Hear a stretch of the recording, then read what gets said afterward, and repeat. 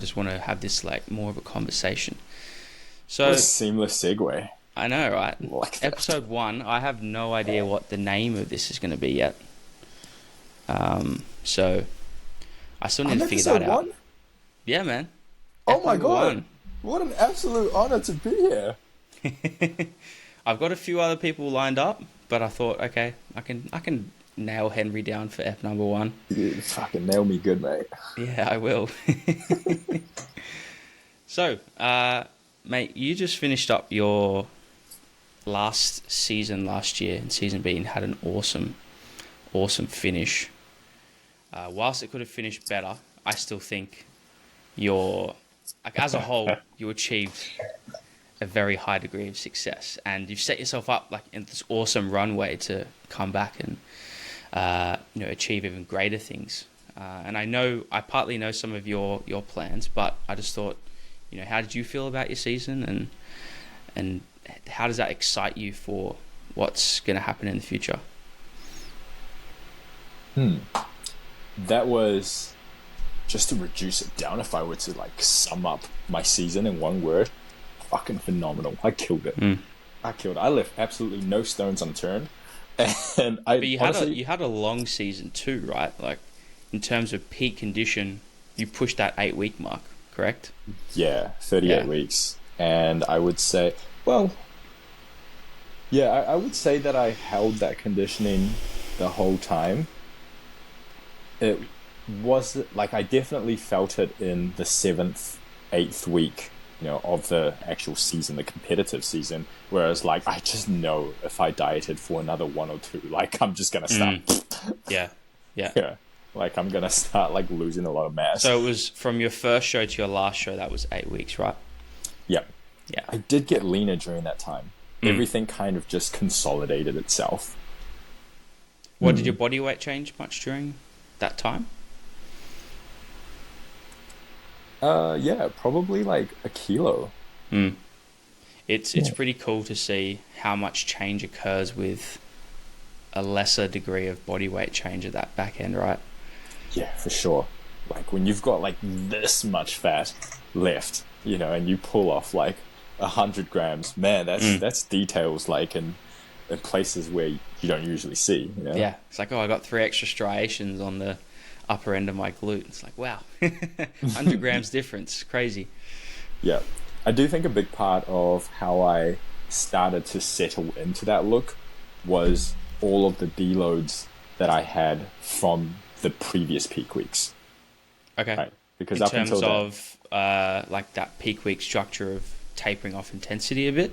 Yeah. Yeah. Because all the way up until that 30-week point, it was like deload as infrequently as needed, right? Take a retroactive approach. We don't deload until we absolutely need it, because why would you when you can just keep accumulating stimulus? Yeah. But obviously going into the shows, like you want to be as well rested as possible. A well rested physique is going to be a hard and dry looking one. Yeah. And so with that 8-week span, having done 4 shows, that was essentially 4 of those 8 weeks with, like half intensity for those weeks, right? What do you think that changed the most for your look? I just look harder and drier. Like I didn't look as beat up.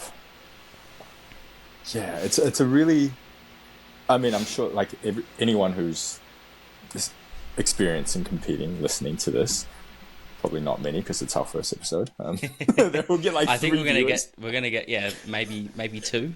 So. Yeah, it's Brandon, Rachel, and Becky. 100%, man. And I'm all for it. If that's all we get, then let's run it. Gotta start somewhere. Yeah. Yeah, but I think it was more just like the body taking on less of a beaten up look, and if we look at like the body's ability to hold on to glycogen, right? The damaged muscle isn't going to be that great at holding on to glycogen. It's not going to look as full.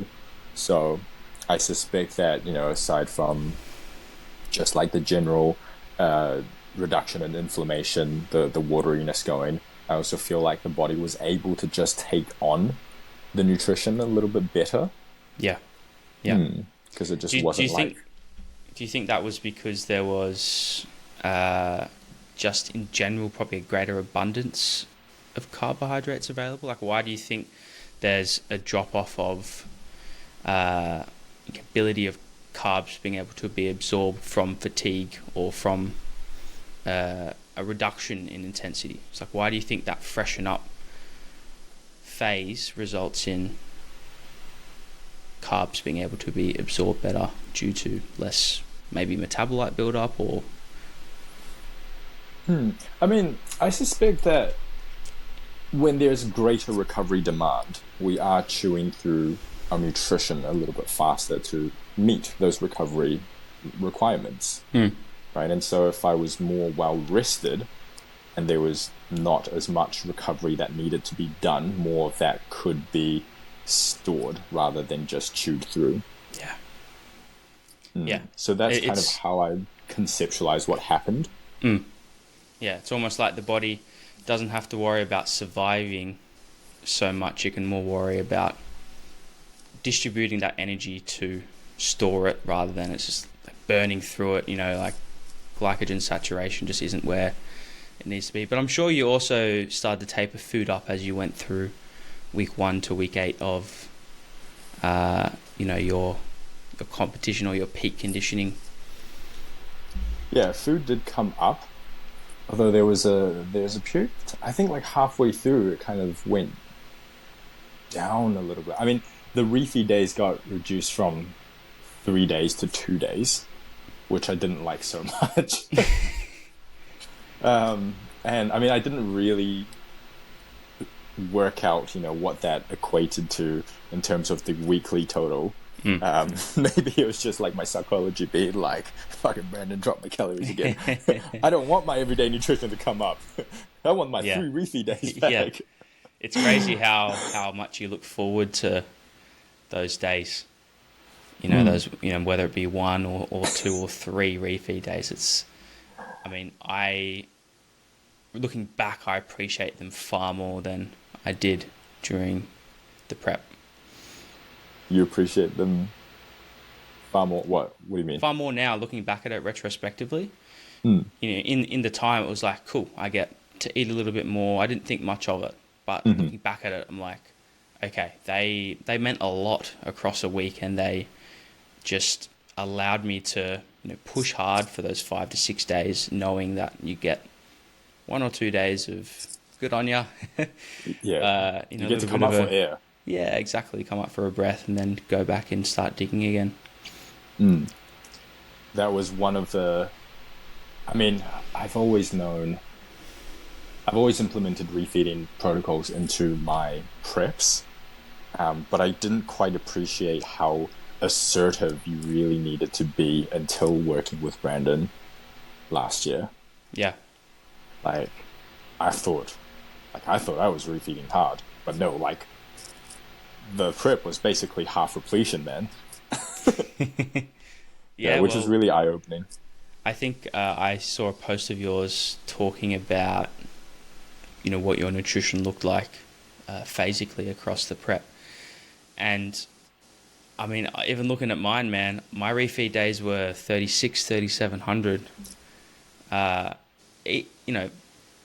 Putting aside probably the lowest my cows got were 21 for like a week or 2.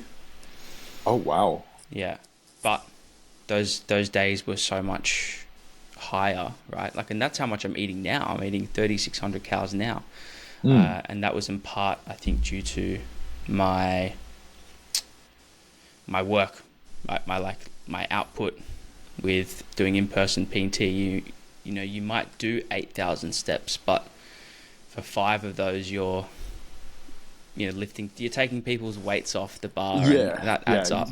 This doesn't get doesn't get counted in your watch, right? Or maybe it does. I don't know. Yeah, but it makes a difference. Makes a difference for sure.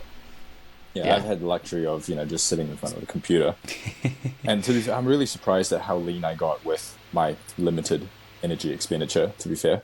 Yeah, what was that at? It was 6,000 minimum. Towards the back end of prep, I scaled it up to 8,000, and I think I was just getting really religious in utilizing the pockets of time where I was fasted to get that energy expenditure in. Like I was really trying to milk that mealtime in. And to be fair, like I feel like I, felt a huge difference.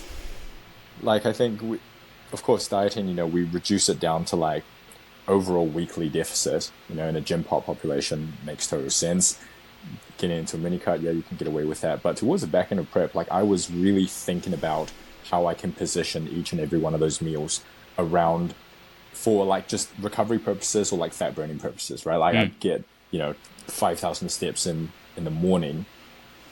And then, just if there was like another fasted period in my day, like after a workout, just try and like get a couple more steps in, trying to really utilize those like the catabolic windows. Like, oh, I'm burning fat now. Yeah. Did you like that routine and of getting those steps in the morning? Mm-hmm. Yeah. For sure. Like I miss it so much. I've been trying to incorporate it into my off season, but it's just not happening, bro. Like I know I like it, but every time I wake up, I'm like, nah, I can't be fucked. It's funny how certain habits die fast Yeah. at the completion of a contest prep. I know I enjoy it, but like I wake up and my first immediate thought is like, I want to get started with work. Like I want to get my check-ins done. Yeah. So I can finish earlier. Look, man, going back to your shows, what do you think your best look of conditioning and fullness was? I actually liked. It's really hard to say. Brandon reckons it was the NBA show. I think I was definitely the fullest. Well, one of the fullest there. I don't think I was as lean because from the NBA show to the second to the show after that, the ICM New Zealand show, I think I just tightened up massively. I did lose a little bit of size because I flew from Brisbane to Sydney for the NBA show, Sydney to Auckland for my clients' competitions. Then I had to drive to another town for the nationals and then drove it back up to Auckland and then down to Christchurch, all in the span of like 2.5 weeks. Wow. What was training like during that time? Terrible. Yeah. Like I was struggling just getting up from a chair. Yeah, it just did not feel good. Like I felt like I couldn't contract my muscles at the gym. Wow. Still got it done. And so I had to go back to a more like old school training approach. It's like stimulate, not annihilate. Yeah. Right? New machines and everything as well. So it's like, fuck. All right, I guess we just gotta, add in a bit of body English, train like Arnie and pumping iron. So I was doing a lot of that kind of stuff. Just accumulate stimulus. Not really going to be able to track meaningfully on the progression log anyway.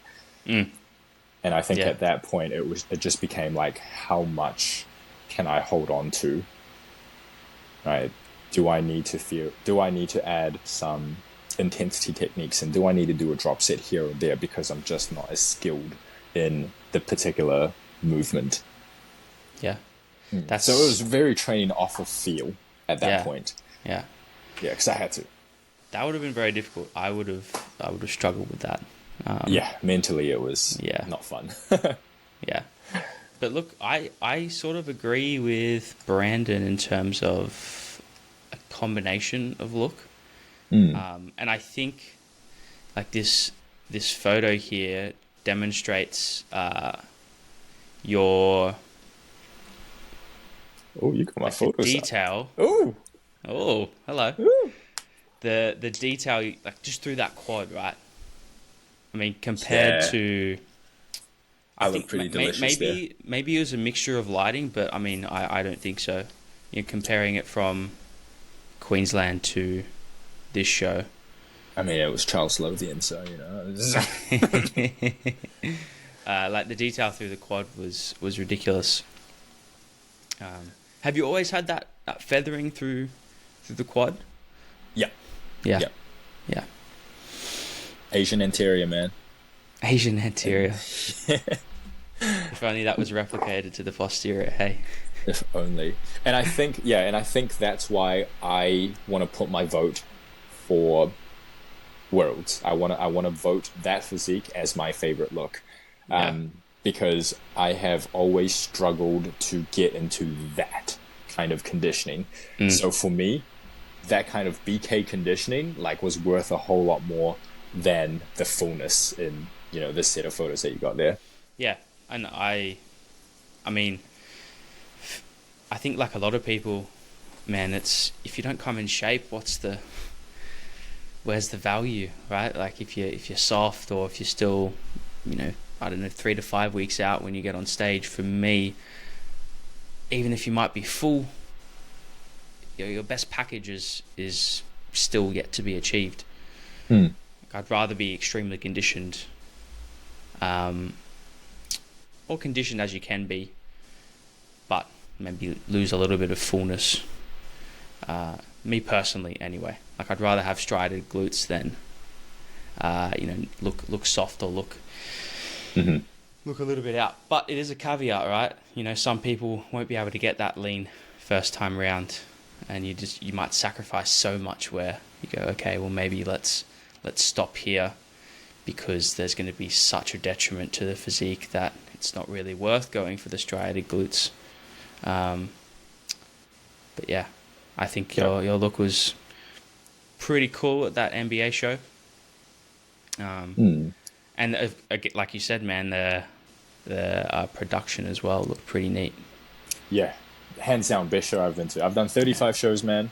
That was the most professional. Like, that was the most I felt like a real athlete. You know what I mean? Actually, the biggest regret of my season was potentially not doing the NBA show. Really? Not doing the pro show? For what? For ICN? Yeah. Yeah. No, it was. I don't care as much about. I'm such a bodybuilding enthusiast that I'd much prefer just like insane stage production and quality, so your physique is represented to the absolute maximum, rather than doing a show that you're gonna do really well at. So I was like, oh man, like I would have really liked to have done that NBA show, because the lighting looked ridiculous, looked immaculate. You got the smoke screens coming out the back. It's so good. Look, man, I'm a happy camper with a nice, plain backdrop and good lighting. I don't need the theatrics of smoke coming out of the back. Like that's cool, but I think you'd maybe agree that you get those bigger stones move first, like the lighting, like just the overall experience for the athlete. Ensure that that's well covered before you look at potentially adding confetti and whatnot to the the fireworks. I did see that at the ICN. Yeah. So yeah, for me that's like, okay, the lighting's great, and which is normally a combination of a good backdrop too and a good stage.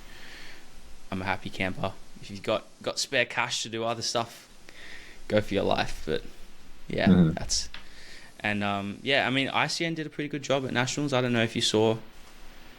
There wasn't too much released on social media. That is true. Yeah, which is annoying. I was trying to keep up with it. Yeah. Yeah. One thing that was apparent, that because of it obviously being in a big hall with an expo, during the day they had a lot of daylight coming in from the back, because the stage was just propped up. Yeah. But then at the pro show at night, you didn't have any light coming in from the back, and the lighting just looked about probably 10 times better. So it was already half decent, and it just went that next level. So I think that really tells a story around the importance of having really good backdrop, and not having that light come in from the opposite direction to taint the look. For sure. It's like taking check-in photos. There's light from the back. It's, the exposure's off. Yeah. Man, you think check-in photos are probably one of the easiest things to iron out with a client, right? But it's actually becomes quite important and sometimes challenging to like get that information across, right? For sure. Yeah. I don't know how many times I have to say, find a large window, face it, and then they still do something else. And how do you do yours? You obviously have some natural light coming in, but do you use something on top of that, some extra light coming in, or is it just the natural light? Nah, just natural light. So we've got the big fuck off French doors that kind of like open up, and so I stand on the inside of the living room, and so the lighting's basically just coming through the veranda, so it's like a little bit diffused. You know, it's not like super harsh. It's got some stuff to kind of like light up first before it actually hits me. Yeah. So it's very indirect but front on lighting. Yeah, I thought maybe you also had a little loom light as well on top of it, because I think, did you use that when you were in America? No, I was just like trying to find with all the Airbnbs as well. One of the main things that we looked for was lots of natural light, because you know, Beck and I both work from our laptops, and if we're home all the time, like, we don't want to be in this like weird little BDSM dungeon where it's not, it doesn't feel good being camped in there the whole day. So that was really helpful for our check-in photos. That's how we did our Airbnb shops. Yeah, and I remember when they were coming through during the time, it was like, damn, you know, if you look great in really exposed lighting, like, you're gonna look good in perfect lighting conditions, right? So it's like, yeah, man, you mightn't look the best in that front on lighting, but like, trust us, like, that's gonna be what we need and what you need to make sure that you're in shape. Yeah, for sure. Yeah. It's got to be as like honest and merciless as possible. Yeah. Hey, and how have things been since the end of competition prep? I would like to get into your reverse/recovery diet approach, because I thought that was a little bit different. Whilst I think some of the main principles were very similar to like a quote-unquote recovery diet, you obviously went about it with a slightly different perspective, set of glasses. But like, I assume I've overheard work is going well/very busy. Yeah, man. It ain't easy being a world champ. Demand is really high at the moment. I'm drowning in work, and I don't know how to make it better. I don't know how everyone else is so efficient with your check-ins. I've got 35 on the roster, and I can't do any more. Yeah. But you do a bit of other stuff though, right, Henry? Like, you do some in-person posing stuff, and... Yeah, I'll limit it. Like, I'm limiting it to a handful, just in the weekends. Like, probably 2. Yeah. In the weekends. Yeah. More than that, like, it's just too much. I do think I just need to get more efficient with work, though. But that has definitely been a focus for me since coming out of prep, right? Because with prep, you know, you end up saying no to a lot of things because you're just trying to get the job done to the best of your abilities. If it's not going to make me a better athlete come stage time, then, you know, I'm gonna say no to it. So in the off season, I always have this problem as well. I try and like make up for the work that I didn't do when I was in prep. Yeah. And I just end up taking a little bit too much. I'm not that great with time management. You know, I always overestimate my ability. Yeah. But my training since finishing prep has been pretty rocky. Pretty rocky. I'm still trying to find my rhythm. And I think a lot of that has to do with the fact that I love being an athlete. I've always wanted to be a professional athlete growing up. Bodybuilding was just what I happened to excel at. But the downside with bodybuilding is that you've got prep, which you're a full-time athlete 25 hours a day. There is always something that you can do that's going to translate into a visual difference. right? Like by the end of prep, the body is falling apart. So there's always more rehab you can do. There's always more sleep you can get. There's always more, time in the sauna you can get in. All of those little things.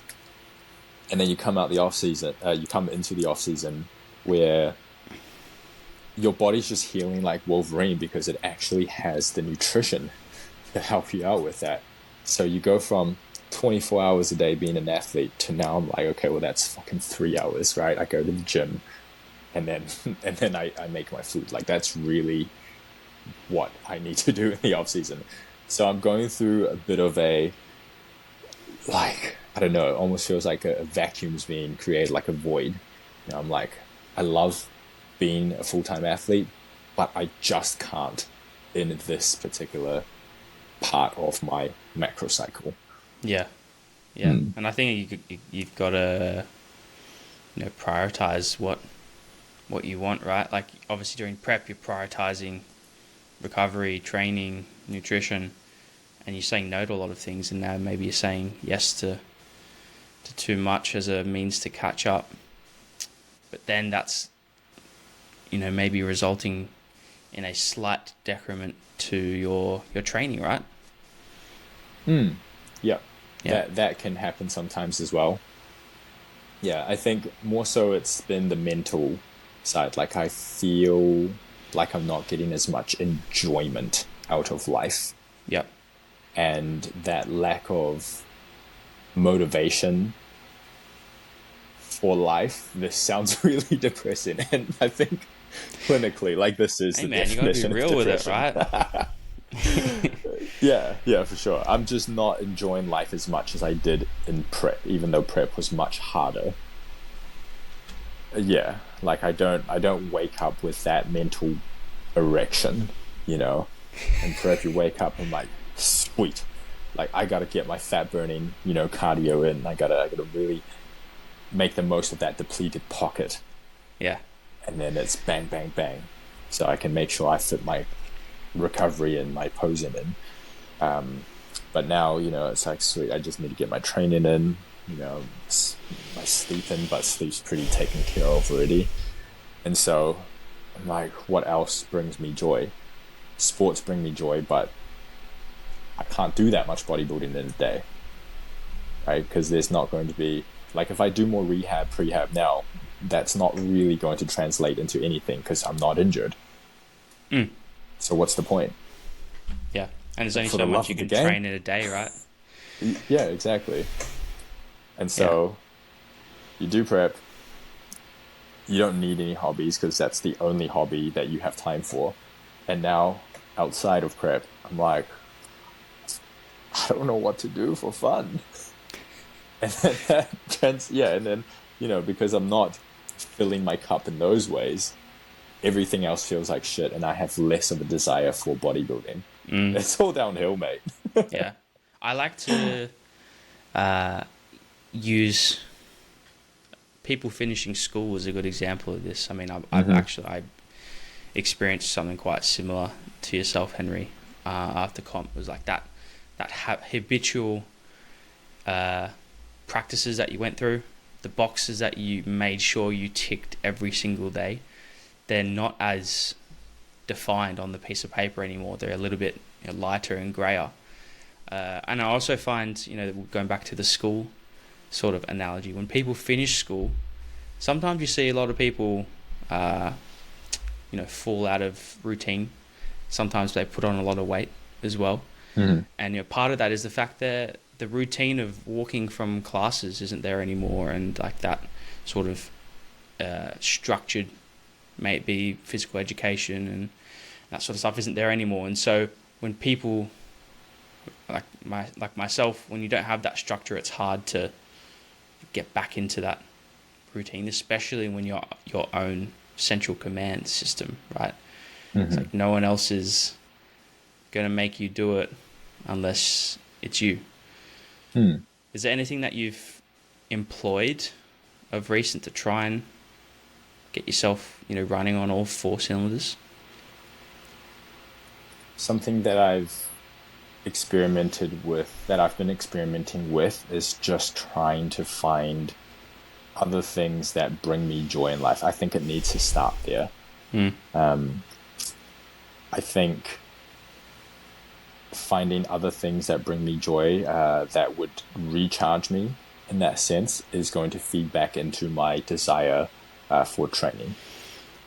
And like, to be fair, like training isn't shit, right? Like, Yeah. I'm still being really productive within my training, but I just know that my 95% can go up to 100%, and I want to get it up to 100%.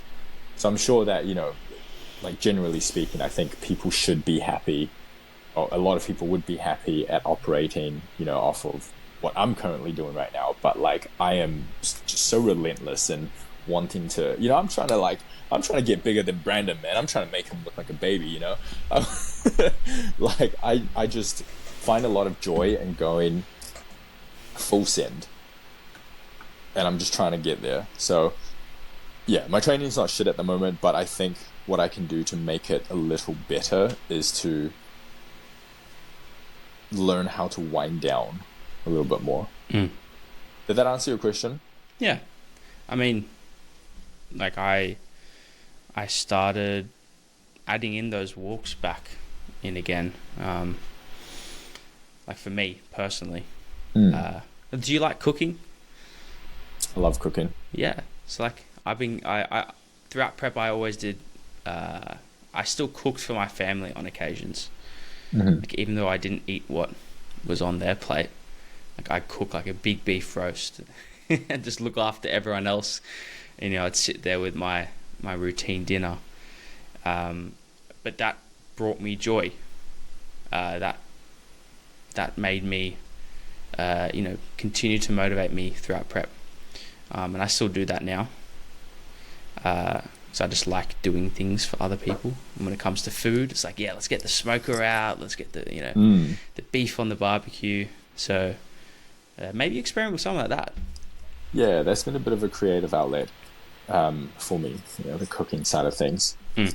But that has also created some conflict within my nutrition tracking accuracy. Okay. Yeah, because I'm trying to get the slow cooker out. I'm trying to, do like this Mexican pulled pork kind of situation, but then you get a piece of pork that has the fat cap on that you need for a dish like that. Yeah. And it's like, man, how do you even track, all of this? And so that's created quite a bit of friction between how on point I want to be versus how much of, the other things that I'm trying to give back to myself, the fun, the quote unquote fun in life. What are your guardrails in the off season with nutrition? So yeah, going back to the whole, like, I've never had a coach until Brandon. Like, I'm still in my second year of coaching ever.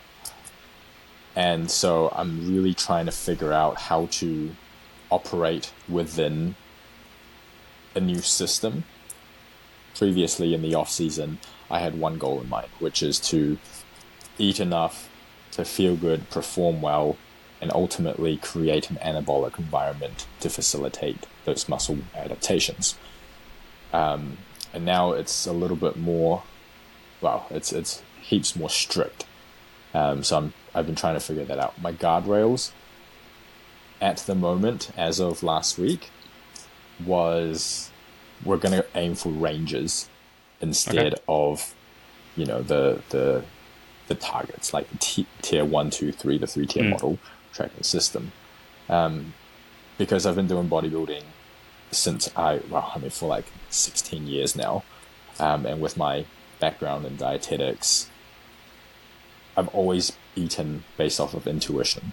So previously, when I was doing my own coaching, the guardrails were making sure that my protein, I have 4 meals a day, making sure that my protein is met with each meal, my carbohydrate from the starchy sources are met, and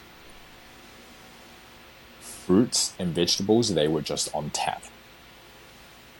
And when I ate like that, I had very little drive for the foods that I shouldn't be eating. So there's, like there's heaps of treats in the house at the moment, from Becky's, prep purchases, rampages. There's so much chocolate, but I'm not even thinking about them because all I want to eat is, like the fresh fruits, the veggies and all of that. So in like my internal appetite regulation is managed through protein and carbs, taking care of my my recovery needs, and fruits and vegetables being the tools for my appetite regulation needs. Yep. Yep. So yeah, that's like a very holistic kind of dietetic approach, right? Healthy eating guidelines. But I think with someone like yourself, Henry, you can sort of use that and navigate an off season like that because you're experienced, because you have this foundational knowledge that a lot of people wouldn't have. Like not many people could do what you're saying. I don't know if you've heard Helms talk about his intuitive approach, and to some degree, he didn't really track anything for his whole prep. It wasn't maybe up until a peak week, I think maybe Worlds, where they actually tracked carbohydrates. Okay. Yeah, so he did, if I remember correctly, there was a Taiwan WMBF show he did that was completely based off look. There was no tracking of carbohydrates at all. I did hear a segment on this. I think it was on BDU. Yeah, potentially. Yeah. And I think that's something awesome to strive for. I think, if you could do that, that's really the elite of understanding your hunger regulation, right? But it's not something you're going to be able to do in the first year, second year. Yeah, maybe not even your third year of like going through competitions. Might be your fourth round. Helms, I think, thought somewhere between 3 to 4 competition seasons would be roughly the minimum he thinks you'd be able to teach yourself those things. Yeah, because especially, man, when those goalposts move post competition, becomes difficult to not give in to potential hunger signaling, right? Yeah, and going back to what you're saying with my unorthodox approach to the post-show reverse. Like I genuinely don't believe in following a strict plan after a show. I just think it makes no sense. It's all psychological at that point, right? Your physiological regulation of appetite is just out the window. So if that's all out the window and it's all psychological, I feel like by placing a restriction mindset in a phase of your nutrition, the phase of your training where you no longer need to restrict, I think that's creating a very conflicting mixed message. I think it should be a pro-food approach. And I think this is a part... I think this is a part in the common bodybuilding coaching practices that I strongly disagree with. I think by focusing on the foods that you should be eating, that in itself takes care of limiting the foods that you shouldn't be eating.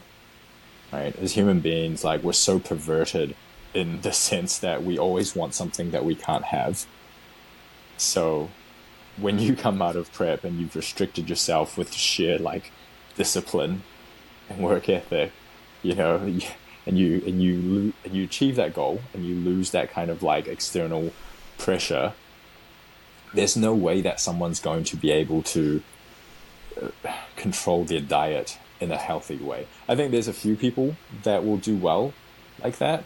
Those people that are just so robotic, they're fucking born for this sport. But I think for most individuals, stressing out about following a plan is going to do more harm than good. What I want to ask you is, do you think that it's healthy to be that robotic? Or do you think even, if you're that robotic, you should learn how to be less stringent?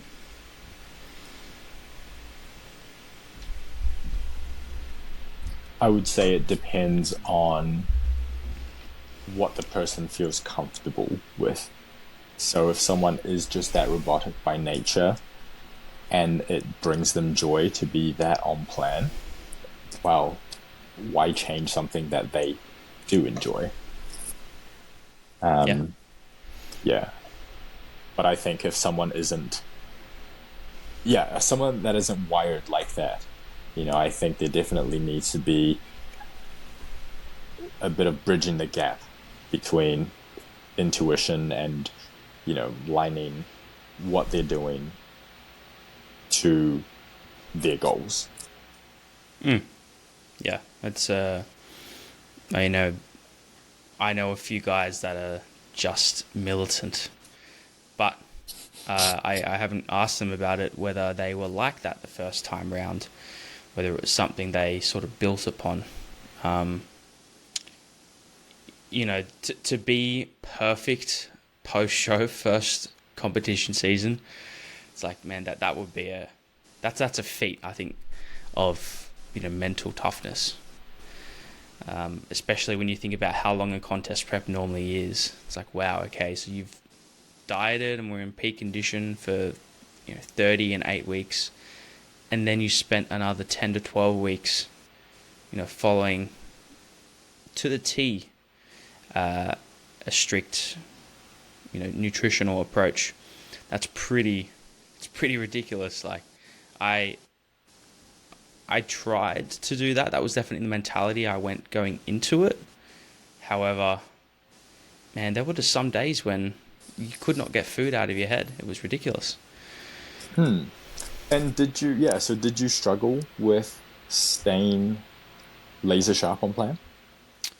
Yeah, look, like, I didn't go into it going, okay, like, I'm every macro to the T.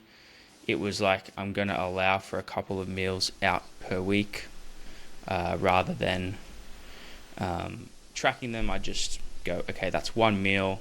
Try and pick something that doesn't represent a plate of oil. Just pick something appropriate. Don't eat like an ass. But that was difficult, and I thought I was doing pretty well.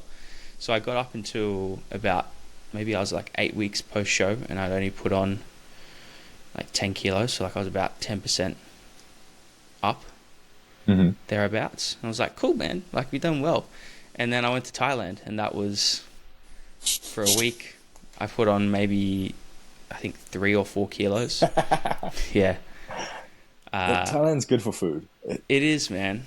And I think, if our food environment was a little bit different, maybe things would have been different too. And even with doing 15,000 steps a day, it still didn't offset. Nah. No way. Yeah. And the funny thing was, we got some like team photos done for BK conditioning, and I just looked like a bloated walrus. It was ridiculous. It was all in the chin there. Oh man, it was like, we're gonna have to redo these next time we're all together. Like, that was ridiculous. Because I'm 2 kilos heavier now, but look, just much healthier, right? You're not holding an obscene amount of sodium because of the foods that we're eating, and then also just the distribution of fat and carbohydrates. That was the first thing I noticed when we jumped on this call, was that your jawline. Because I remember seeing you straight after Thailand, and I was like, holy shit. Yeah, man, it was bad. It wasn't great. I definitely got to a point where I was like, I want to try stuff. Yeah, as you should. And man, the crazy thing is there, and you can get the same thing here, but I'm too much of a tight ass to do it. Uber Eats here. Like, man, I would never Uber Eat something to my house. I would just never do it. I'm too much of a tight ass. If I'm going to get takeaway for whatever reason, I am going to the establishment and picking up takeaway there. I'm not paying 20 or whatever it is bucks. But in Thailand, man, you've got Grab, which is Uber equivalent, and it is, you pay like $4 for delivery. which is a horrible representation of their economy, right? Like someone's getting paid that much to deliver something to you, which is, you know, not great in itself. But regardless, it just creates this environment of ease to high palatable foods and just makes things so easy, right? Like all you got to do is stroll down to your to the apartment foyer or the lobby, and it's waiting there for you. Like, it's ridiculous. And yeah, the cost of things too. You got to do that when you're overseas. So see, here's the thing, right? Everyone says that, and I think it is in part true. It is in part true. But it was just that period of time. There was just a combination of things going on that, you know, when you looked at the equation, you're going, okay, this is going to be tricky to not let the answer equal, you know, plus 4 kilos. Like you're really going to have to be on the ball. So what's your body weight now? I haven't weighed myself for the last couple of days. I'm sure I've lost a few kilos. But I'm around 93. Okay. Yeah, the food poisoning, man, did be bad. And you were 79 on stage.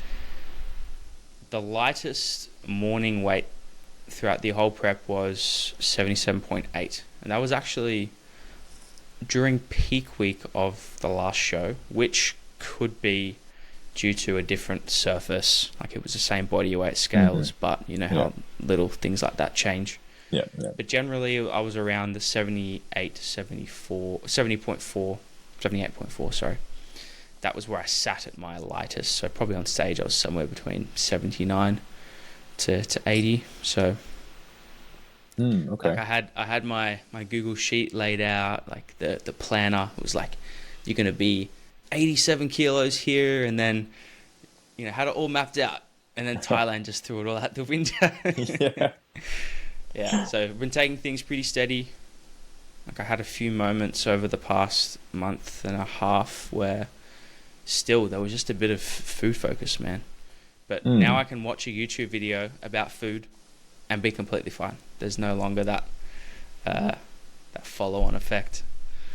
Yeah, I think that's what that Thailand experience for you was. I mean, essentially like a fuck around and find out moment.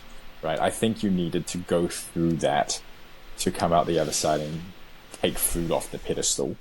Right, because before, you know, going in, you've got this like weird fetish for food, you know, this like fantasy you've created, and you eat it. Yeah, you get the dopamine hits, and then, you know, immediately after the dopamine hit finishes, you're like, okay, well, sweet, it was literally just food, you know, it didn't need to be put on this pedestal. Yeah. And now looking back at that experience, like now you know.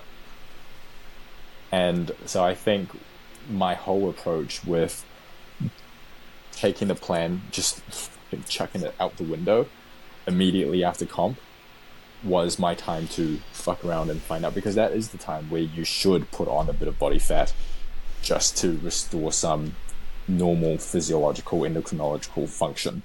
This is the whole recovery versus reverse conversation, right? Like, you know, the very slow increase of food, like somewhere between 100 to 200 calories a week, versus a more assertive push at the start to get that body fat up. I'm definitely of the belief that that's a better approach.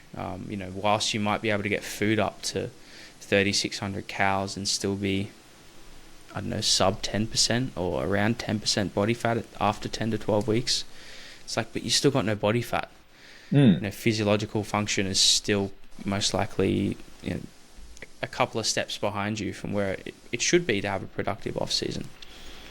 Yeah, is being lean really the goal here, or is getting to a point where you can throw around heavy weights and feel okay the goal here? Right, I think it needs to be training focused. Yeah. Did you do any blood work post show? No, I still haven't gotten around to that. But I did some 4 weeks. I need to go back and, you know, get some again. I'm interested to see, you know, comparatively, okay, 4 weeks post show versus where I'm at now. Were there anything that stood out? At the time, there were a few things. I mean, obviously, I think testosterone was 160 nanograms per deciliter. So, pretty juicy What numbers. was it in prep? I don't know what it was in prep, but if that's 4 weeks post show, you'd assume it was lower than that. Which, yes. yeah, Correct. and definitely, with some moments that happen throughout prep, you're like, yeah, normally you wouldn't, cry after this happens, or be as emotional as that, as just don't have as much of that manly stuff going on under the hood. Is your sex drive back? Yeah. I mean, I wouldn't say I'm an overtly sexual person. Like, I'm not. I've got some friends, man, that sort of need to go at it most days. Yeah, it's so funny, right? Like, I don't have that drive as such, but I can very easily get in the mood. But yes, it definitely got to a point where that push to have sex, get in the bed with your partner just wasn't there. It was just like, man, I'm so focused on getting sleep right now that I'm not even thinking about doing anything else. But I think obviously that's in combination with your internal processes.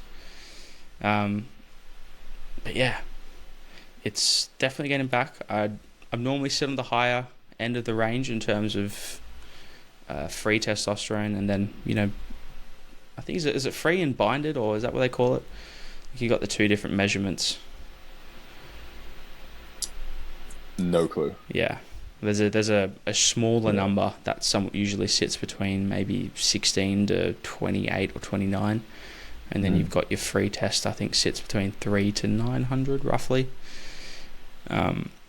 Which obviously I was out of the range with. I'm sure most people would be dieting for that long. But with your recovery approach, is that the first time you've gone about it in that way in comparison to how you've done it previously? No, definitely not. There's probably been... Yeah, there hasn't been that many times where I've tried to stick to a very strict approach. Mainly because I would try stick to it, and it wouldn't get done. And then so at some point you'd just be resetting every 2-3 days. You're like, right, like we're back on it today. And it's just that cycle. Yeah, so you do that enough times, and you're like, well, what's the point? It never works the way that I want it to anyway. So why don't I just let my body take the lead? And with my understanding of food and just my desire of wanting to eat good food. And I think that desire is there with most people. I think because when you place the restriction mindset upon them, that's when they are wanting the more palatable stuff. Yeah. But you've just come out of dieting. You're still going to keep in mind like the caloric content of things. You're not gonna try and eat your entire leafy day's worth of calories in one sitting just because you can. So I think you really need to trust in the skills that you have developed as an athlete in prep, and trust in your ability to not be a shit cunt like out of prep when you start to see food again. Don't eat like a donkey. Yeah. So no, and also like back to my dietetics background, it was very anti-diet approach. I don't know why I ever studied dietetics, because what they preach is definitely not what we do as bodybuilders. But it gives you a very, different perspective, right? Like you've got this very clinical approach, which I think you can apply to the bodybuilding side of things. Obviously, I think nutrition knowledge has come a long way, like with variety, the inclusion of variety of different fruits and vegetables. The classic chicken, broccoli, and rice. It's like, yeah, you're probably going to be insufficient maybe deficient in certain micronutrients if you do that for long enough. Like that might occur. Yeah. So yes, you probably could have learnt that without doing, 4 or 5 years of study and Yeah. and a residence. But you did what you did. And now you're here, man. So Yeah. But yeah, I think with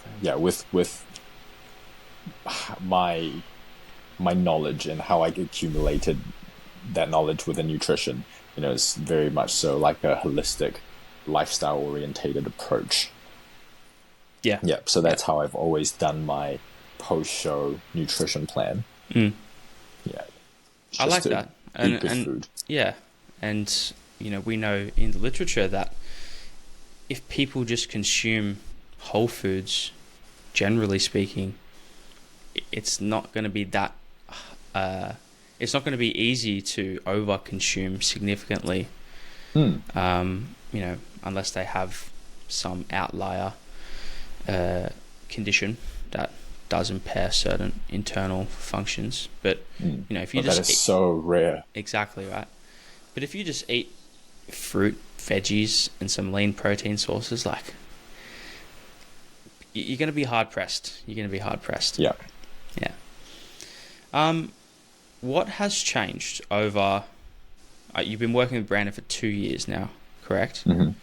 I remember you telling me in person that a couple of things really shifted your mindset and perspective to not only bodybuilding but your direction with bodybuilding, right? Yep. And I just wanted to dig into what they specifically were. Because I think I remember you saying you were considering the enhanced route at one point in time. It's like, yeah, let's bring up that dirt, man. Damn, I want to bury it. Yeah. Along with the other things that I've buried in this conversation, the WMBF situation. Hey, who said that wasn't going to be brought back up, man? Yeah, that's been the conversation. Like, every time someone talks to me about my season, they want to know about, how it got done dirty. Yeah. And I'm trying to not steer the conversation that way, but we can talk about it. No, but we'll talk about my my decision in staying natural versus going enhanced. Yeah. It was at the end of my last season in 2023, and I was still in New Zealand at the time. And in New Zealand, the scene isn't as developed. Bodybuilding is still very much so either enhanced, going IFBB, going to Olympia, or there's just no point. I mean, it's not even that advanced here in Australia either, comparatively to other places, right? It's getting better. It's getting there. But it's still quite... Or do you think it's in a good place? I feel like it's huge. I mean, that's why I moved here, bro. Yeah, that's why I moved here. Like, man, you gotta go to New Zealand, bro. You gotta... Don't worry. Come with me one time. If you don't have any clients, come with me to a show. It's ridiculous, man. Like, we still have... Most people are dehydrating before a show. Most natural athletes can't get lean. I think it's important, like while we're here, why is that valuable? Why is that important to not be dehydrated? To stay hydrated? Yeah. Well, dear listeners, Brandon, Rachel, and Becky. Why it's important? Well, you ever get a juicy pump at the gym and you look at yourself in the mirror and you're like, damn, I look really good. Yeah, well, that pump is from fluids. It's from your blood. So if you're dehydrated, you're compromising your blood volume. And it's not like your bicep and your heart's going to fight for blood flow. Your brain is not going to be like, hey, I need to get a good pump. You know what? Let's reduce oxygenation to the brain and deliver it to your biceps. The body's pretty smart in this regard, correct? Absolutely. It wants to stay alive. So if you're dehydrated, you're not going to get a pump. If you're not going to get a pump, well, you don't need to be a genius to know that you look better with a pump and worse without. Yeah, and we need fluid and sodium to help transport carbohydrates as well, right? For sure. Yeah. Mm. Yeah. So I think, I mean, completely out of my depth here, but there might be some validity for enhanced athletes. I really like the approach of keeping things standardized across the peak week, which I think you probably did something very similar, Mm-hmm. where you want to be, like, if you're consuming 4 liters per day normally, like, let's just keep that the same. Mm-hmm. And the look's going to be more predictable instead of like, oh man, let's drop fluids 3 days out.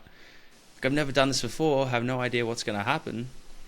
It's like, that's just increasing that risk of unpredictability. Yeah. And if you had the luxury to trial a dehydration protocol like that and you found that it actually ended up resulting in a better look, okay, by all means, dehydrate then. But you got to have the evidence there. You can't just pray to God and throw a Hail Mary. Yeah. Yeah. Yeah. I mean, yeah, maybe there is, a rationale for enhanced individuals where androgenic compounds do cause a degree of edema or fluid, just subcutaneous water retention, and maybe diuretics and dehydration. But again,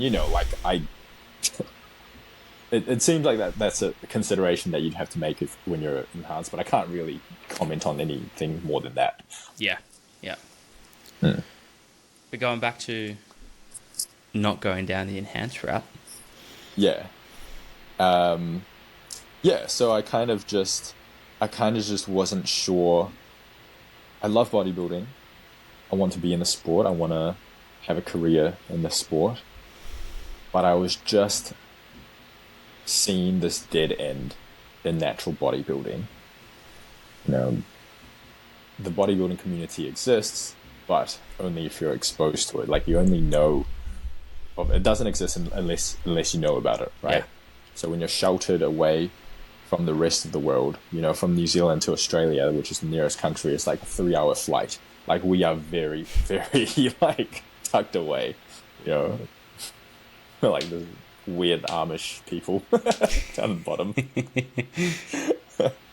So I was seeing this dead end. And they're the ones, presenting the show and hosting the show, the Amish people.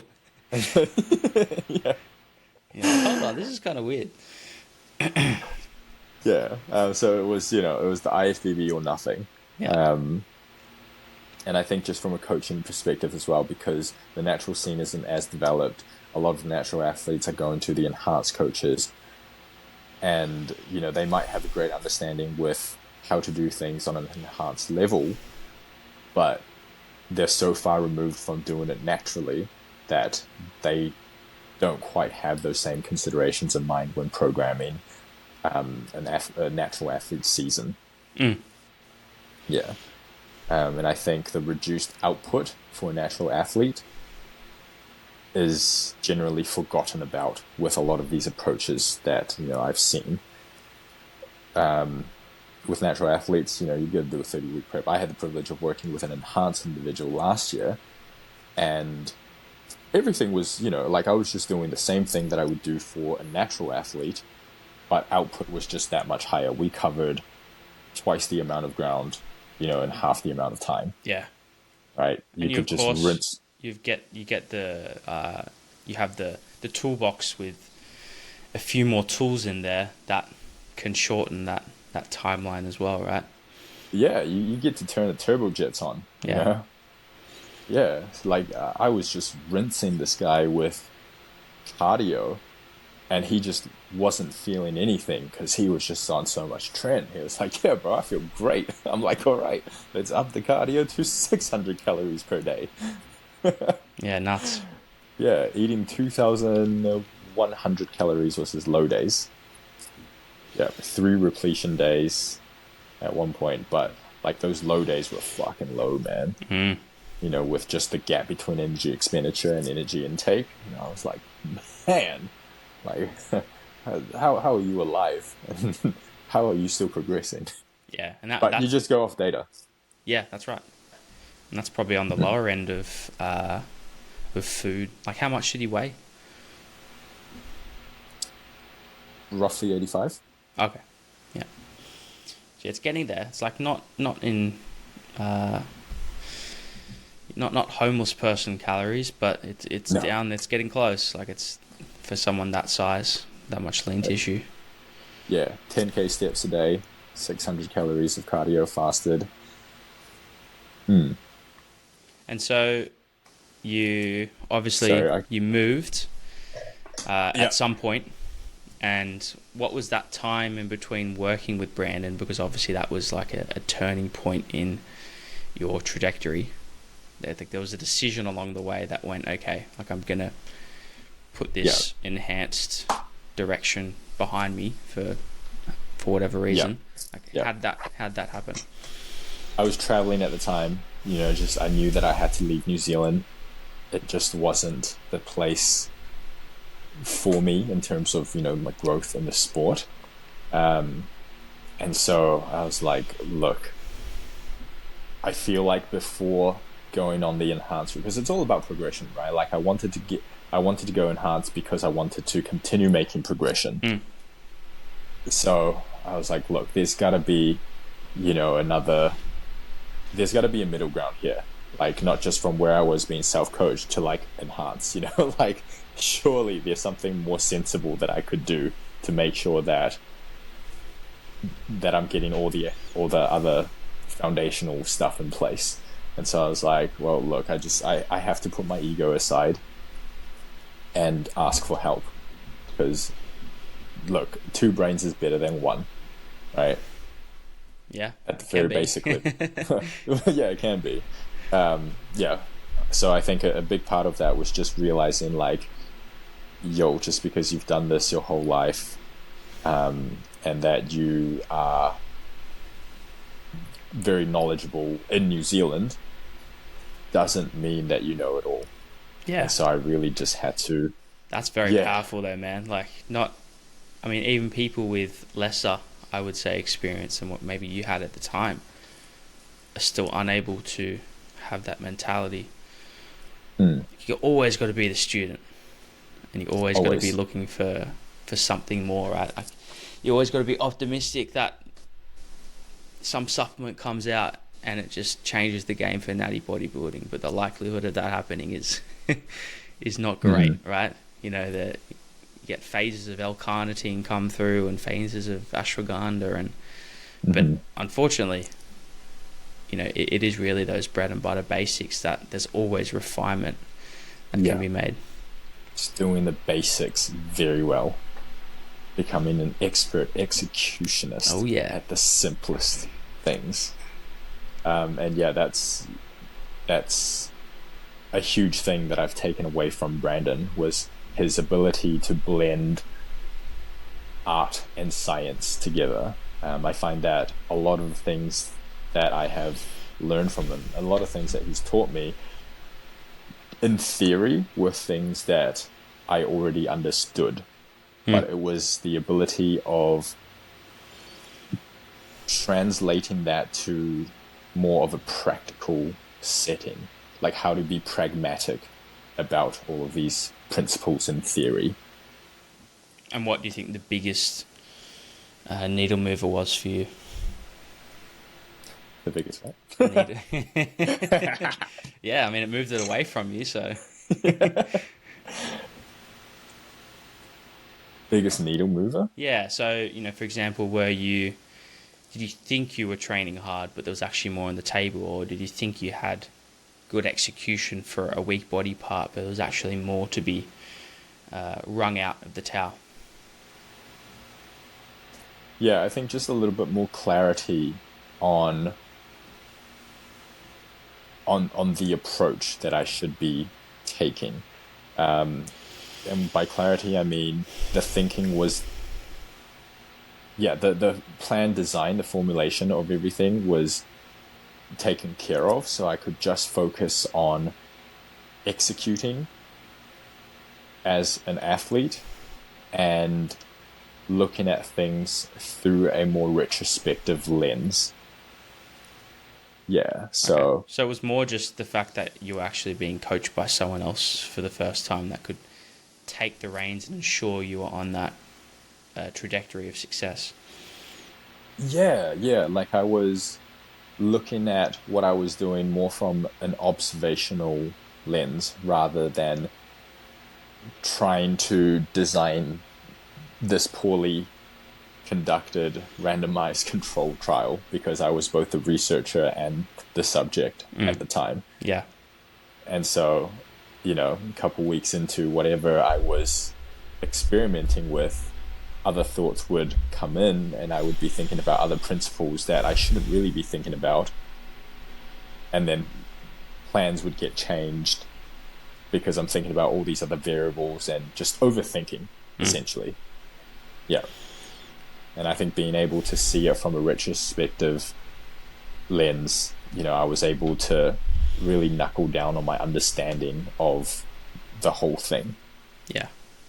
I think, while overthinking things is potentially detrimental to putting things into practice, I think it represents someone that, truly wants to eke out every bit of advancement in whatever it is that they're doing, but being able to maybe compartmentalize. Like I, for one, have been thinking about, the perfect way to determine whether one is training with enough total sets per week, or like, and with regard to that, what rate of progression in load and reps is an appropriate rate of progression to represent maximal muscle accrual. Like, not many people have the answer to that. A lot of people will just say you need to be progressing the logbook, and that's a very general term. And I know it's a nuanced thing. Obviously training age is a big one, and all the other factors that come into play in the equation. But putting all that aside, that's something I just haven't been able to find. Even just some guardrails.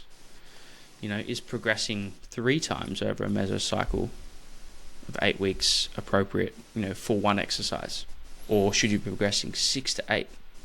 It's like, someone like yourself, Henry, do you find that you progress week on week with one exercise, or does it come every maybe 2 to 3 weeks for a rep progression?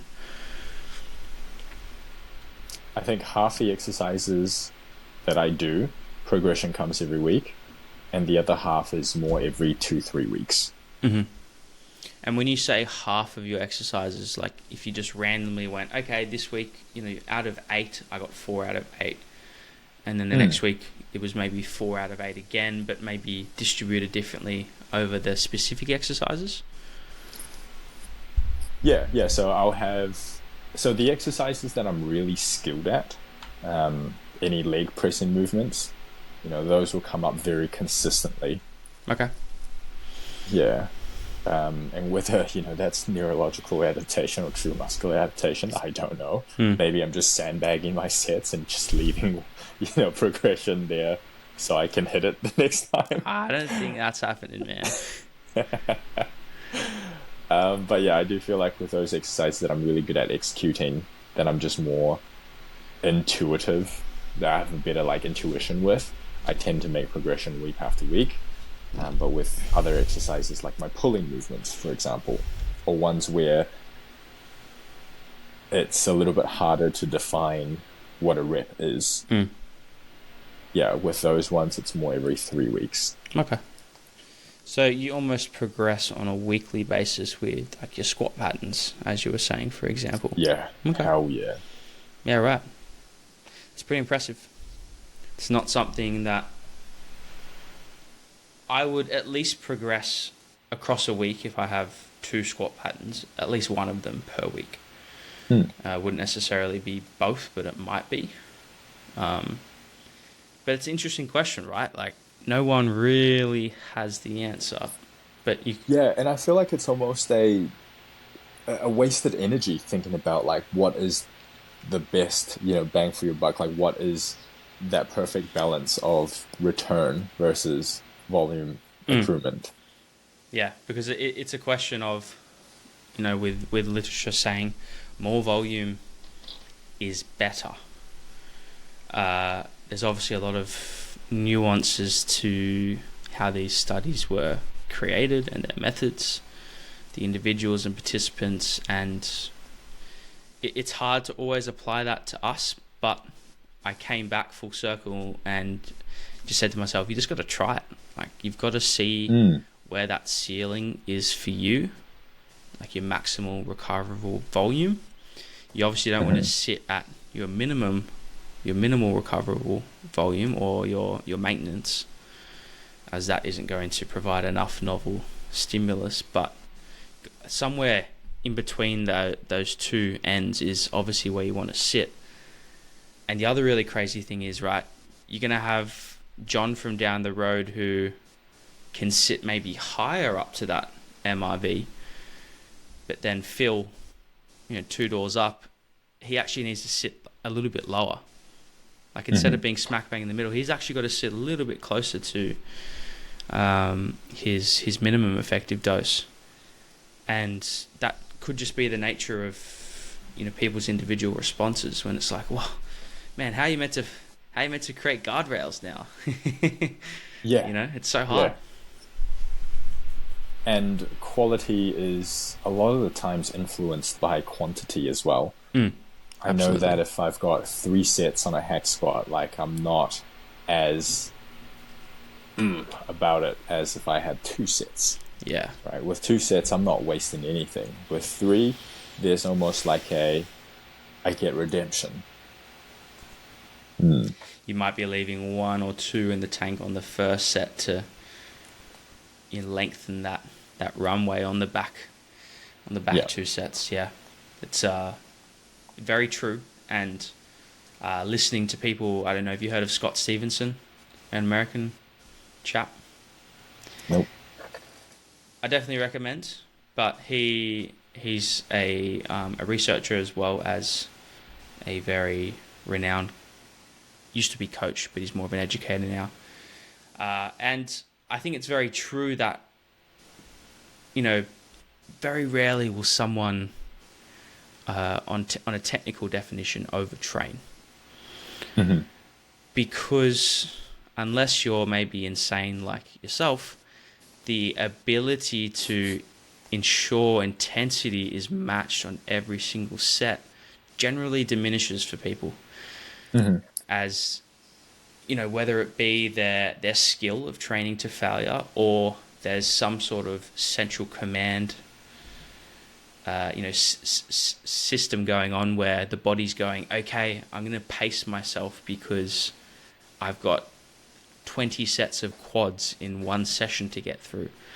Yeah. Like, I don't think anyone could get through a whole session with 20 quality 0 to 1 RIR sets of quads. Like, that would be unbelievable to witness. For sure. And like, I know with 5, my quads are on fire, and they're sore 3 sleeps later or up until the next lower session. So yeah, it's an interesting thing where people think, oh, they're doing too much, but yeah, you're probably not even training hard enough in the first place. Yeah. And is that quality of set and repetitions where it needs to be to actually get the most out of that set as well. Like, if you've got 100% to gain but you're only getting 50, it's like, well, no wonder you've got to maybe do an extra couple of sets, because you're just not creating that maximal internal stimulus. Yeah. I think intensity is definitely one of the easier things to standardize when you're trying to look at the dose dependent response. Yeah. And do you like to leave it at that 0 to 1, or do you have some things where you do maybe 2 reps in reserve, or is it just I want to standardize intensity. Yeah. Because if I can standardize everything to 0, then I have a better understanding of how much volume is recoverable.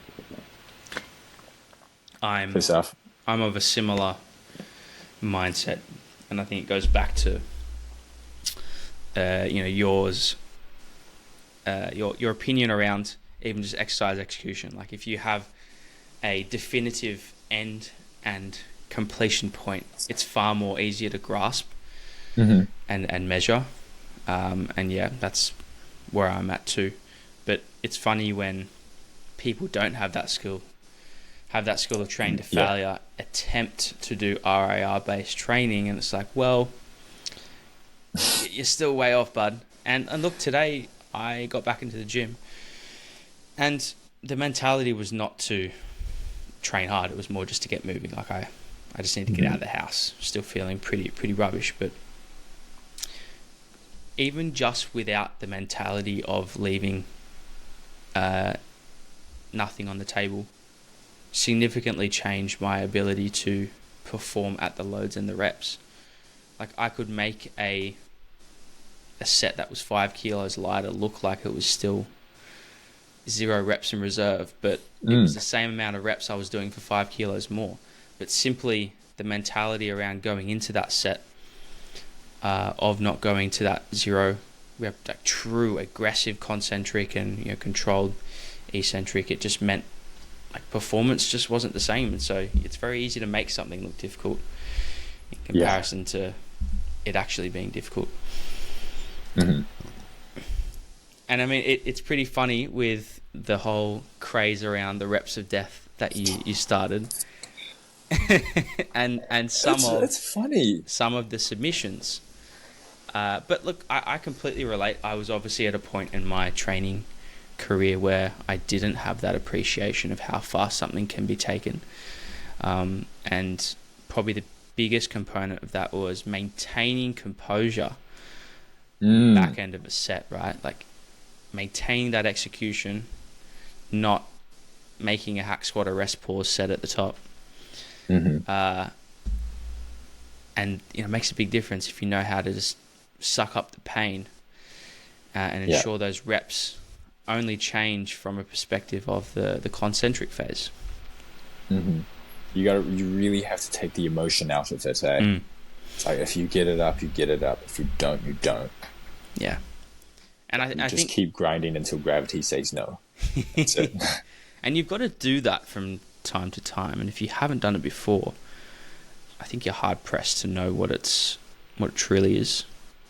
And that's what that camp I did in Thailand was so useful for. It's like, wow, there's, I watched BK do a set of pendulum. It was unbelievable. And you had Ben, who ran the camp, in his ear, and he said something along the lines of, "Brandon, this is why you're a great. Show them." And he's screaming this at Brandon, right? And I'm sure you could imagine the difference that would make and the arousal you would achieve from that compared to training by yourself, trying to push yourself as hard as you can. So like coming away from a camp like that, you're like, wow, there was an extra 2% I didn't know I had, or an extra 5 or 10. And it's like just mind-boggling. And then you go into, another 6 to 12 months of training with that in the back of your head. Yeah, it's pretty cool watching that. I think he did maybe 2 rest pauses for 15 seconds on the pendulum. So to failure on the first set, rest pause for 15 seconds, and then again rest pause for 15 seconds. And I remember he said, took a bit of a deload as the knee was bringing on some connective tissue discomfort, and then it was just completely opposite end of the spectrum, balls to the wall. There's literally -5 in the tank. And he's like, yeah, knees are good. And I was like, oh, sweet. It's like, that's awesome. You didn't just throw yourself back down the pit. Yeah, that's the funny thing about... Oh, no, sorry, you go. That is what I'm excited about for... I know you're coming to Bali in July. Yes, I am. Yeah. Super stoked for it. That'll be fun. It'll just be, a week of training of just pushing limits and... Yeah. Nothing better, man. Bodybuilder's dream holiday. Yeah, for sure. What I was going to say is the funny thing about the reps of death and the craze that it's created is that all these submissions are from other bodybuilders that are competitive, right? Like they this is their life. They step on stage, and the novelty of reps to death, just like, it makes absolutely no sense, because at the very core of it, what I'm just saying is, hey, you need to be training as hard as you possibly can. And it's competitive bodybuilders that are like, oh my God, like, this is awesome. Like, Yeah, it's almost as if there's a deeper meaning to the whole craze. It's like, oh, yeah, that yeah, like you said, a novelty. It's like, wow, like let's get amongst this whole, training hard thing. It's like, hold on, there's maybe something a few people are missing here. However, in itself, it is good that it has taken to people as it has, because it needs to be preached, right? yeah, you look at traditional sports, and going 100% balls to the wall is just the status quo, right? Like, if you're chasing after someone on a field, on a court, you're going 100% because you got to catch up to them to stop the ball. You got to, get away from them to score, right? So it's very normal to go RPE 10 in whatever it is that you do. But in bodybuilding, RPE 10 is this, yeah, people are almost like aversive to it. People are like, oh, well, we don't want to overtrain, or like, that's just not a thought in their head. And so it's just crazy that these competitive bodybuilders are being like, oh, wow, like, I should be training as hard as I possibly can every single set. Well, yeah, like, of course. Why not? Yeah, absolutely. But maybe some of it is just what I watch, but I wouldn't say the general audience of competitive bodybuilders will watch the same things I do. But watching people like John Jewett or Cuba Chillin from the UK and America, who are enhanced guys, but they've also got such a high degree of training skill that their last repetitions actually look relatively easy. However, I'd be hard pressed to challenge them on how close to failure they're actually training. They'd almost always be finishing a set somewhere between 0 to 1 RAR, but it actually might look like they're a few more reps shy. There's also, I'd say, they maybe focus on execution a little bit more than maybe some, but I think that should always be standardized too. Yeah. But I remember I watched a recent video of John, and he's like, yeah, when I trained with Cuba, he finished a set of leg extensions, and he said to him, oh, do you normally leave a couple of reps in the tank? And Cuba said, no, that was it. There was nothing left. But I do know for Cuba specifically, he, as soon as there's any form breakdown for him, he doesn't want to go there. It's all about internal stimulus. But what I'm getting at is, people might be seeing the elite, but they're down at the novice level. You can't quite compare those ends of the spectrum. Like, there's steps to be taken before you can get there. Yeah. Hey, and what are your plans, man? Future bodybuilding plans, areas of improvement. What are you thinking? Areas for improvement. I think I've got a pretty solid understanding of what my potential is and how far I can take my career. For me, it's just about getting bigger, and I want to bank 100 weeks in the off season first. I think I am getting to the point. Wow, I wouldn't say I'm running out of time, but I would like to use the rest of my time with my youthful physiology on trying to accumulate as much tissue as possible. Yeah. I think I've wasted a lot of time. That's something I'm doing too. Yeah, I've wasted Yeah. a lot of time earlier in my career competing, often.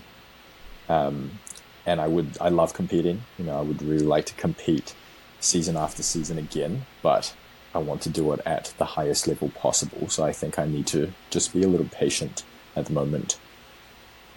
Yeah, fill out some gaps, really make my Where are physique those bulletproof. gaps that you currently see in your physique?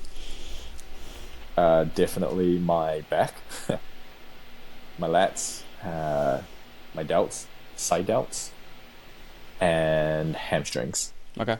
And you going about anything slightly differently to what you've done in the past, coming out of the contest prep? Mm-hmm. Focusing a whole lot more on recovery. Okay. So I think training intensity, training quality is at an all-time high. Mm. But I got to make sure that I've got the recovery there to match it. Yeah. Yeah. There's no point doing too much where you're not progressing. Mm. Yeah. Yeah. I'm only overtraining if my recovery is, like as high quality as possible. Otherwise, it's not overtraining. It's just under recovering. Yeah. Yeah. And when you go to get back on stage, I think we're actually going to line up our seasons. Which will be pretty cool. They'll be We've been lined talking up. about it. Yeah. Because I'm of a similar position. I've only done one competition season. I don't see the value, particularly with how the first one went, and I know there's a big step up, right?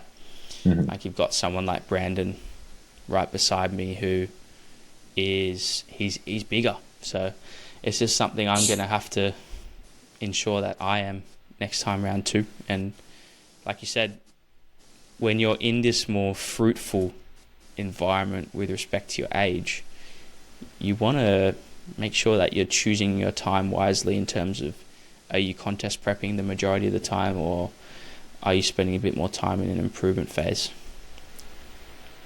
Mm. Yeah. Yeah. Are you going to be... You want to go to Worlds, right? I'd like to see how I fare up there as a sort of end of the last show, potentially. I'd like to do some Asia Pro shows. That would be cool. I know some of the production quality is very high. And if something in the IFBB lines up, I wouldn't be hesitant to pop it in as a third or fourth show. Okay. How do you feel about once you're locked in with the IFBB, you can't compete in the other federations? Have you thought about that? Well, it's a funny thing, right? Honestly, it wouldn't surprise me if let's hypothetically say if I were to get an IFBB Pro card in the Natural League, it wouldn't surprise me if I get it and just sack it off. Mm-hmm. Like it's more of a achievement thing rather than like holding it. It's like, cool, I tick that box.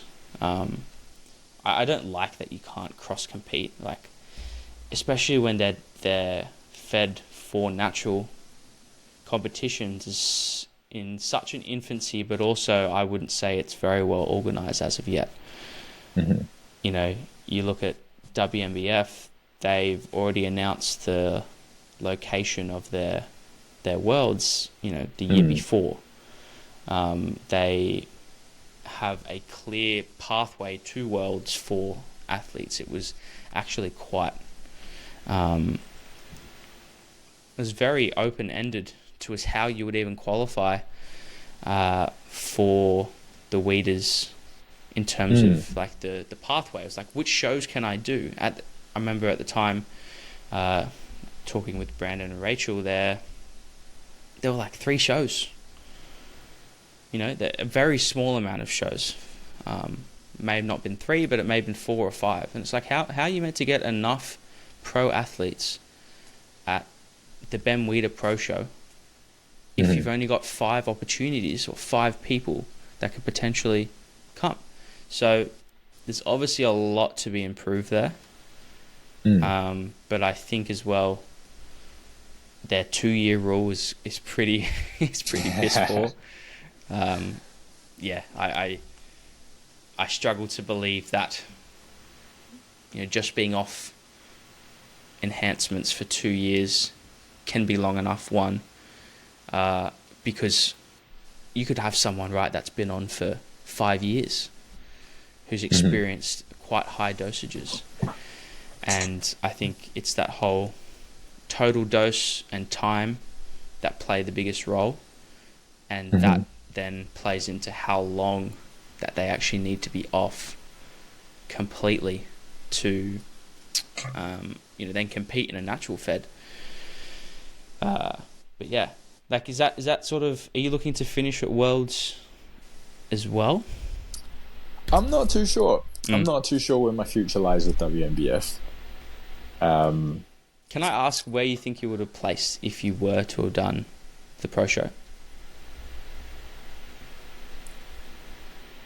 I think outside of top 3. Okay. Within top 5. I think you would have been quite competitive too. Like, I just think your height would have been quite overpowering.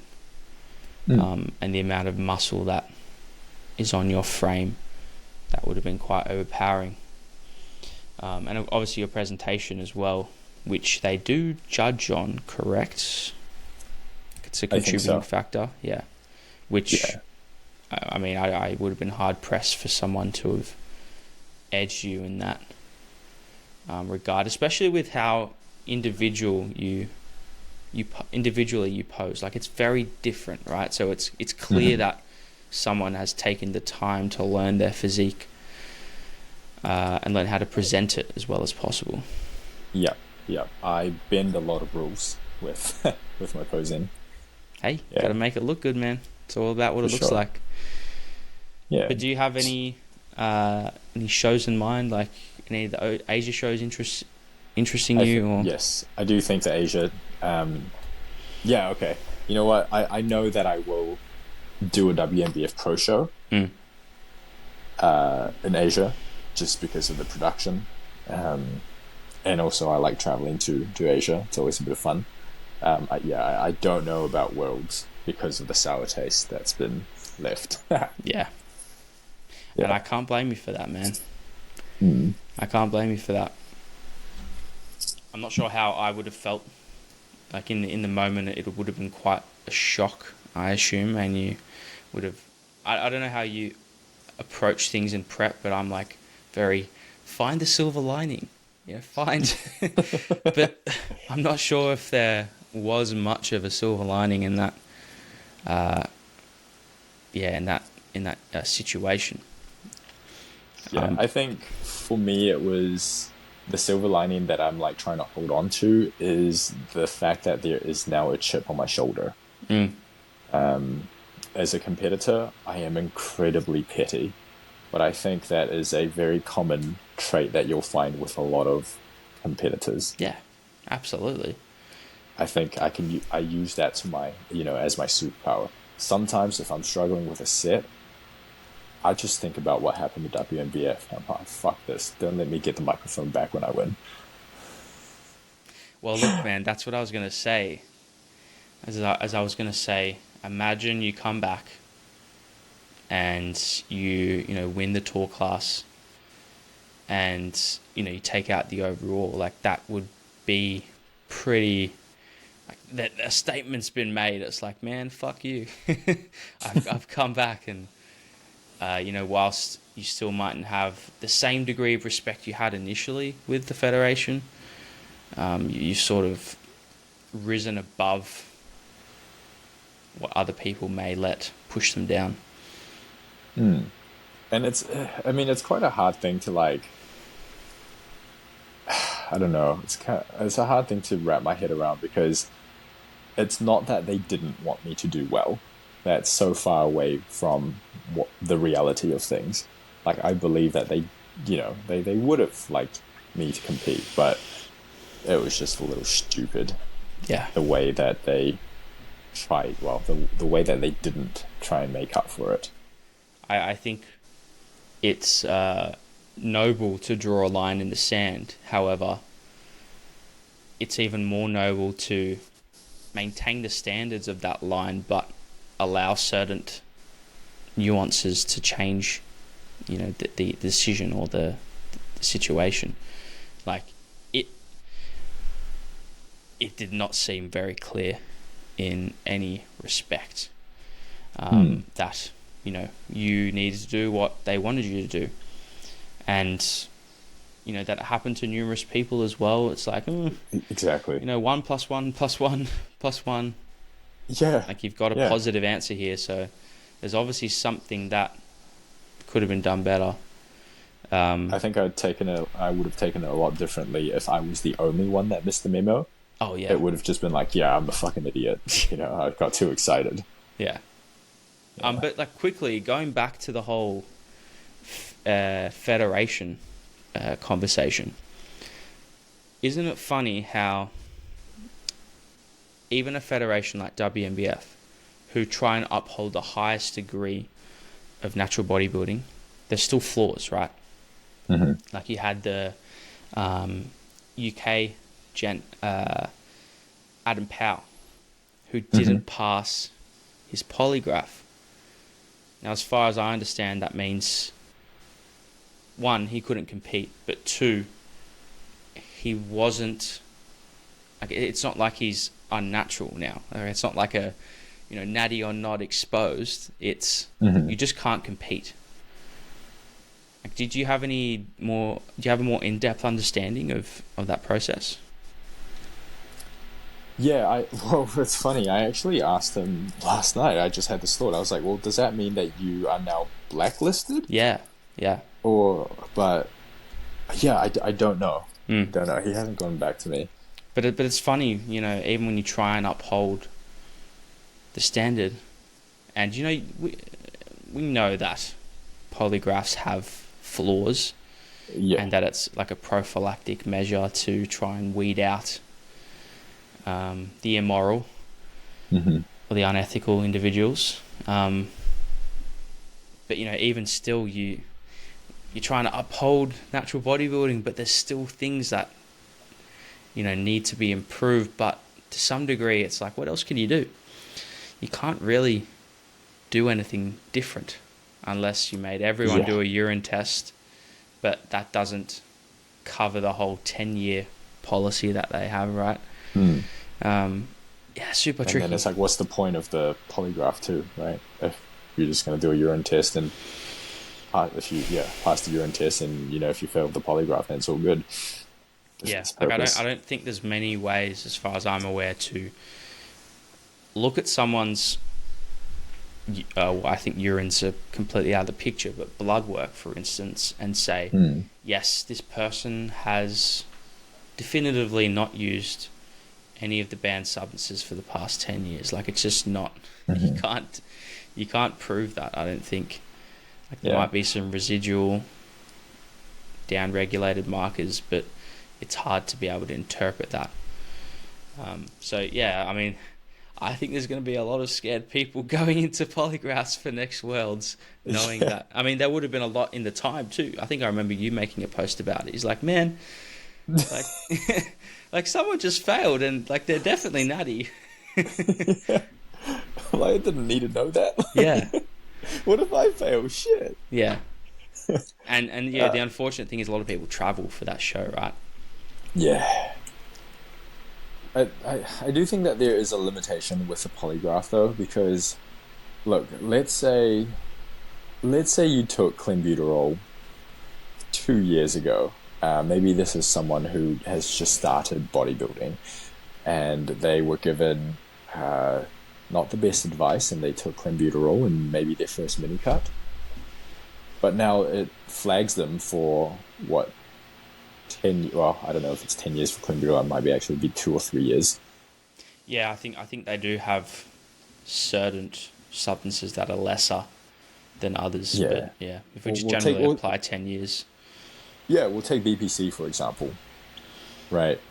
If someone has had a injury that has not been resolved by traditional healthcare, and we know the flaws with traditional healthcare. Sometimes it just fails people. You know, you don't get the right referrals, and so it's like, do we inject a bit of VPC and see if it helps, or do we straight up go for the fucking orthopedic surgery?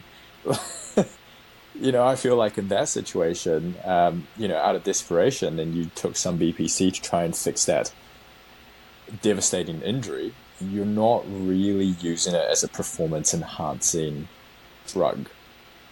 You're just trying to get pain free enough to do the things that you're like normally doing. And then 5 years later, you're like, oh shit, now I can't compete in the WNBF.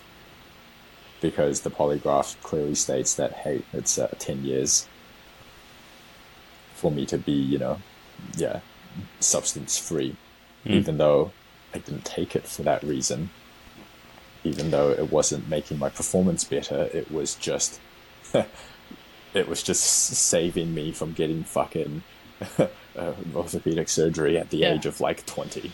Like, I mean, I see the nuances, but I think, you know, you've got to draw the line somewhere. Yeah. And I think a more modern issue is actually going to be the prevalence of things like peptides and just the abundance of, or put it this way, the lack of knowledge, the abundance of low quality information and knowledge around what makes someone substance free. You know, you've got a lot of teens taking peptides thinking that they're still natural. You know, that they haven't used something that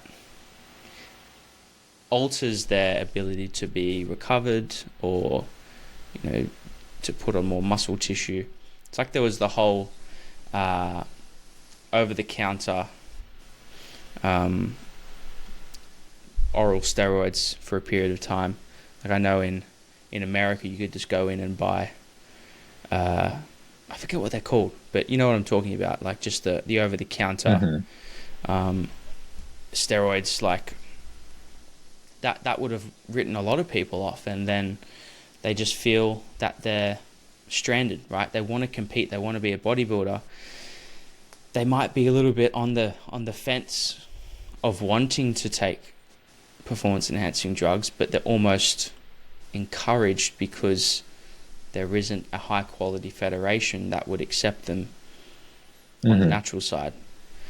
And yeah, it's just, at the end of the day, man, you just got to stick to the rules.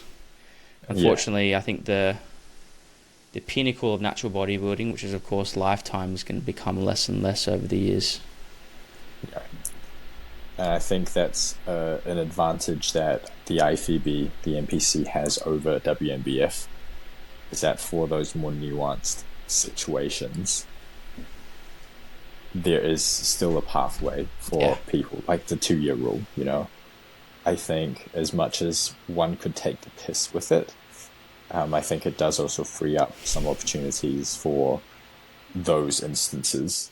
Yeah, it does. Absolutely. I mean, I personally knew of an individual that, you know, came up to me when I was in my contest season, and he was like, "Oh, you competed recently?" I was like, "Yeah." I was like, "Oh, I was going to do the same season or shows, whatever, as you." And I was like, "Oh, okay." You know, you're a pretty large fella.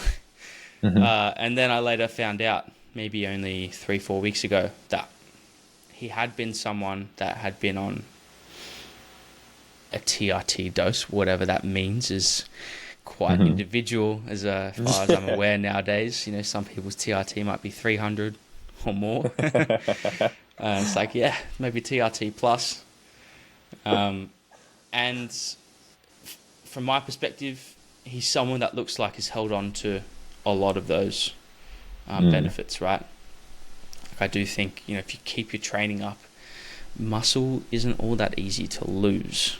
But yeah, I think is again that more comes down to knowledge and respect for the feds and the way natural bodybuilders view things.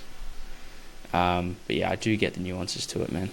it's an unfortunate circumstance that a lot of people are running into, but maybe things like this with, maybe an extra view every 5 weeks, we might just run across one 14-year-old that's, tossing up between using Anavar as a, little saucy,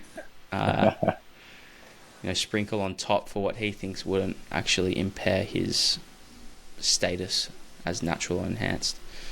Man, I'm still struggling. I'm not sure what to name this. Like, you've got all these great names out there. I want to make something individual. I almost need a bit of help. But at the same time, I think I'm also looking for approval, right? Like, I might have an idea, but I'm like, I'm not sure. And then if it came out of your mouth, I'd be, yeah, sweet. That's awesome. What are your names? What are your ideas, your concepts? I like to use the phrase lock and load. Okay.